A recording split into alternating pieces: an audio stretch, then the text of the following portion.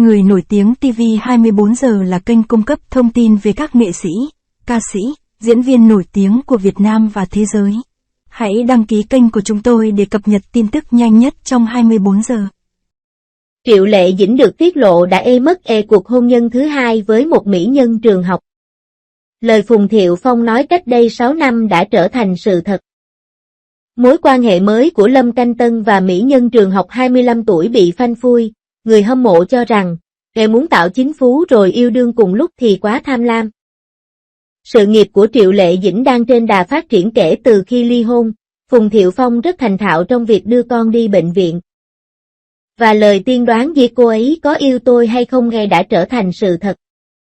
Đừng quá coi trọng những cảnh yêu đương của người nổi tiếng, điều mọi người nhớ đến là vai trò và tác phẩm của họ. Lâm Canh Tân bị phát hiện đang thầm yêu một mỹ nhân trường học. Ngày 15 tháng 4, Lâm Canh Tân, 36 tuổi, người đàn ông được mệnh danh là trong mơ của 900 triệu cô gái, đã tiết lộ rằng mình đang yêu một mỹ nhân kém anh 11 tuổi. Tin đồn giữa anh và Triệu Lệ Dĩnh và bàn tán xôn xao. Triệu Lệ Dĩnh được so sánh với mỹ nhân trường học. Cư dân mạng, nói xem, Triệu Lệ Dĩnh của chúng ta thua kém mỹ nhân học đường 25 tuổi ở điểm nào? Xét về danh tiếng, Triệu Lệ Dĩnh là một ngôi sao hàng đầu, xét về ngoại hình thì cô ấy cũng không tệ, Triệu Lệ Dĩnh không hề thua kém về ngoại hình. Nhưng tại sao Liên Genshin lại coi thường Giao Ly Yên? Hoặc có lẽ thực ra là Triệu Lệ Dĩnh đang coi thường anh. Quá khứ của Diên Phen lại được nhắc lại. Tuy nhiên, trước khi những người trong cuộc kịp lên tiếng, những câu chuyện trong quá khứ của cặp đôi Triệu Lệ Dĩnh và Phùng Thiệu Phong đã bị đào lại. Đặc biệt là khi Phùng Thiệu Phong nhắc đến Triệu Lệ Dĩnh trong một chương trình tạp kỹ cách đây 6 năm. Bây giờ nghĩ lại, anh ấy thực sự giống một nhà tiên tri. Ẩn. Mới ngày hôm qua, cánh săn ảnh đã chụp được cảnh Lâm Canh Tân lái một chiếc xe siêu sang chở một cô gái trẻ buộc tóc đuôi ngựa và đội mũ bóng chày ngồi ở ghế hành khách. Sau khi ăn xong, họ cùng nhau trở về. Dường như đã có sự hiểu ngầm nào đó. Trong lúc chờ đèn giao thông, Lâm Canh Tân rít một hơi thuốc lá điện tử, còn cô gái kia thì cúi đầu chơi điện thoại di động và thỉnh thoảng vuốt tóc. Hai người họ vừa nói chuyện vừa cười, trông thực sự giống như vậy. Cặp đôi nổi tiếng bị nghi ngờ sống chung đã bị chụp ảnh. Trên thực tế, chúng đã được chụp ảnh nhiều lần trước đây. Tháng 10 năm ngoái, có người đã chụp ảnh họ mặc cùng một chiếc áo len khi đi mua sắm, và sau đó người ta phát hiện họ sử dụng cùng một chiếc xe. Lần này, họ được chụp ảnh khi trở về cùng một khu phố. Vì vậy mọi người trên Internet đều đọc. Tuy nhiên, cái gọi là người đẹp trường phái mới này không giống người bình thường. Có thông tin cho rằng Lưu Senin đã ký hợp đồng với công ty của Lưu Thi Thi. Cô từng tham gia trại sáng tạo 2020. Xuất hiện với vai trò khách mời trong Tăng thiếu niên năm ngoái và đóng vai chính trong các bộ phim truyền hình như Thời đại băng giá năm nay. Tất nhiên, có lẽ chính Lâm Canh Tân đã mang đến cho cô một cơ hội tốt. Một bông hoa nhỏ. Cô gái này tuy chưa phải là ngôi sao hàng đầu hay người nổi tiếng hạng nhất nhưng đang nhanh chóng có chỗ đứng trong ngành giải trí. Về mặt kinh nghiệm thì thực sự chưa sâu sắc lắm. Nhưng người trẻ có rất nhiều cơ hội. Cô kém Lâm Canh Tân 11 tuổi. Khi nhắc đến sự chênh lệch tuổi tác này, những người chứng kiến đều phải thở dài, nhìn cô ấy kìa. Người đàn ông. Tác động của mối quan hệ của Lâm Canh Tân đến người hâm mộ chính phú của Du Hành cùng Phượng Hoàng. Tuy nhiên, sau khi mối quan hệ này bị phanh phui, những người đau đầu nhất chính là các fan chính phú của Travel with the Phoenix. Vào thời điểm đó, Lâm Canh Tân và Triệu Lệ Dĩnh đã hợp tác lần thứ hai. Chương trình khuyến mãi diễn ra rất sôi động. Cả hai cùng nhau phát trực tiếp, chia sẻ ảnh thời thơ ấu với nhau và thậm chí còn cởi bỏ trang phục mặc trong phim chỉ để gây sự chú ý. Lâm Canh Tân bị người hâm mộ chỉ trích vì thói quen ăn uống xấu xí. Khi bộ phim được phát sóng, sự tương tác của họ ngọt ngào đến mức phát ngán. Kết quả là, một cô gái trẻ đột nhiên xuất hiện.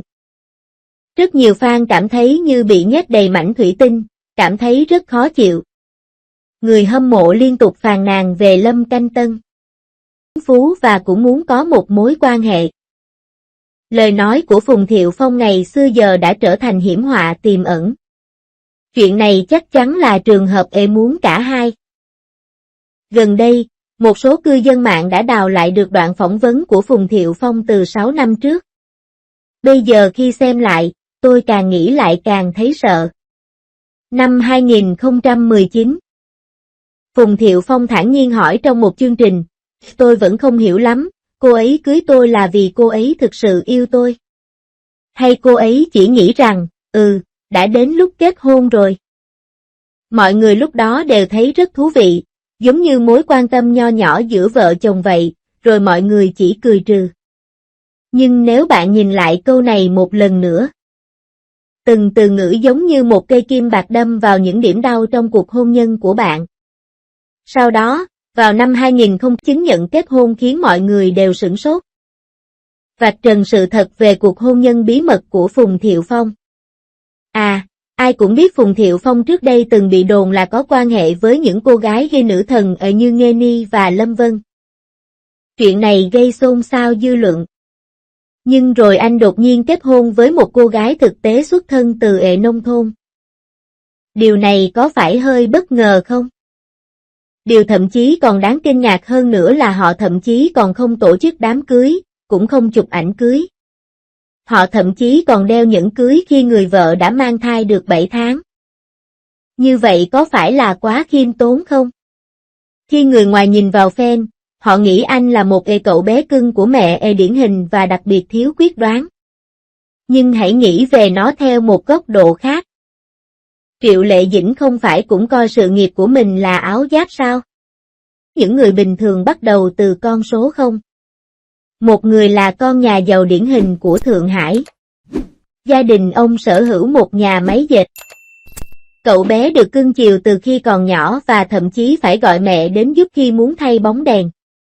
Ngược lại, Triệu Lệ Dĩnh là một cô gái xuất thân từ vùng nông thôn ở tỉnh Hà Bắc. Cô đóng vai phụ trong Hoành Điếm trong 7 năm trước khi thực sự tạo dựng được tên tuổi cho mình. Cô ấy quyết đoán và giữ lời hứa.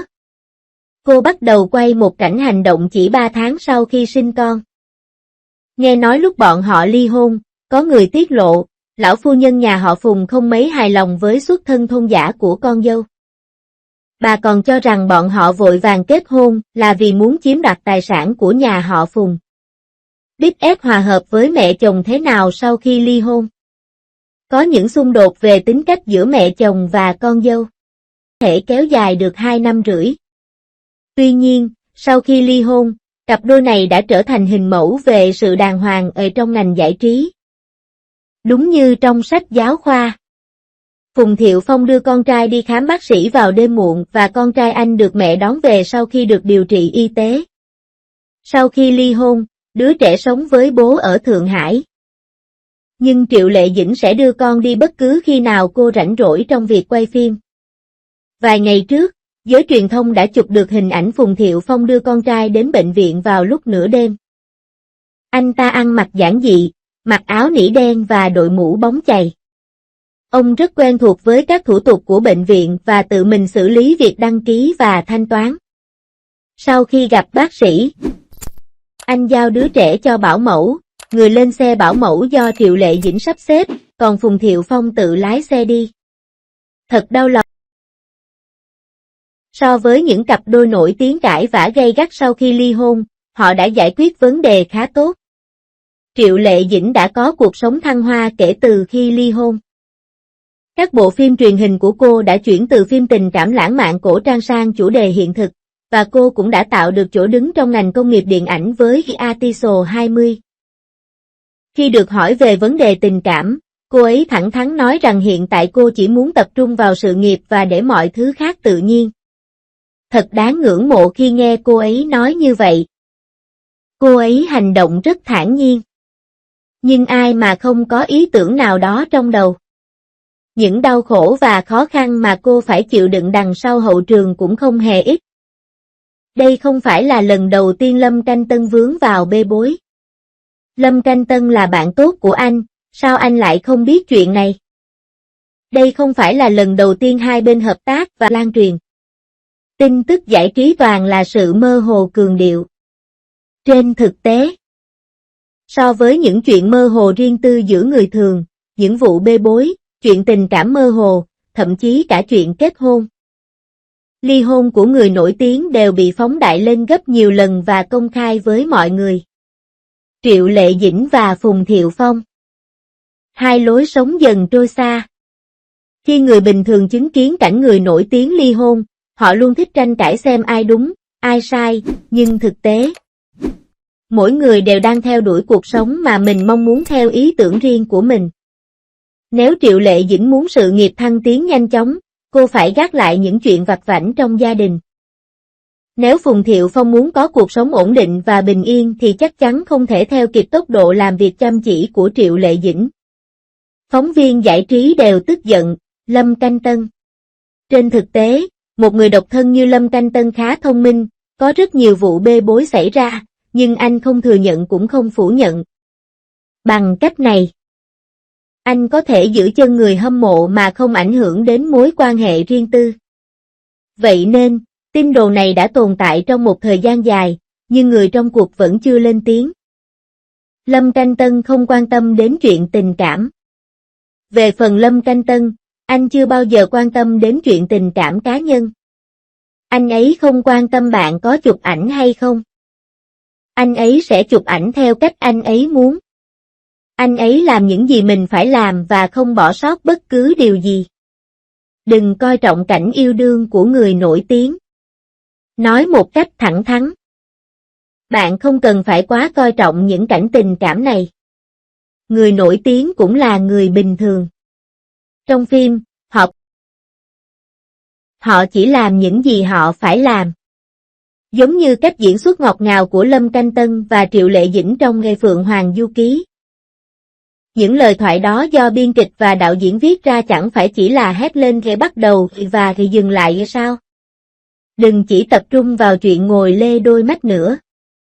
Trên thực tế, bản chất của một diễn viên là diễn xuất. Dù cuộc sống riêng tư của bạn có sôi động đến đâu, nếu không có tác phẩm nổi bật thì sớm muộn gì bạn cũng sẽ bị lãng quên.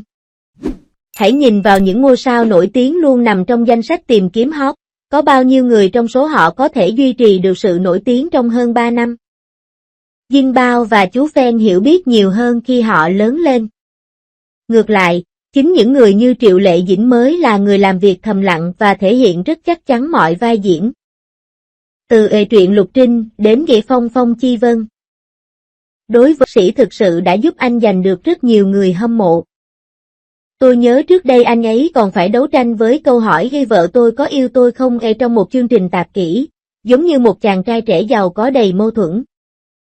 Nhưng giờ anh ấy đã trở thành một ông bố có thể chăm sóc con cái một cách dễ dàng. Đừng hiểu quá nhiều về phim ảnh và phim truyền hình. Hôn nhân cũng giống như việc uống nước. Chỉ có bạn mới biết nó có phù hợp hay không. Với tư cách là người ngoài cuộc, bạn có thể thoải mái xem chương trình và trò chuyện vui vẻ. Nếu bạn thực sự muốn học điều gì đó, bạn phải xem cách người khác làm việc chăm chỉ để xây dựng sự nghiệp của họ. Suy cho cùng, những người đàn ông si tình và những người phụ nữ than vãn trong bộ phim khá cảm động. Nhưng quay trở lại thực tế, những gì mọi người nhớ đến là những nhân vật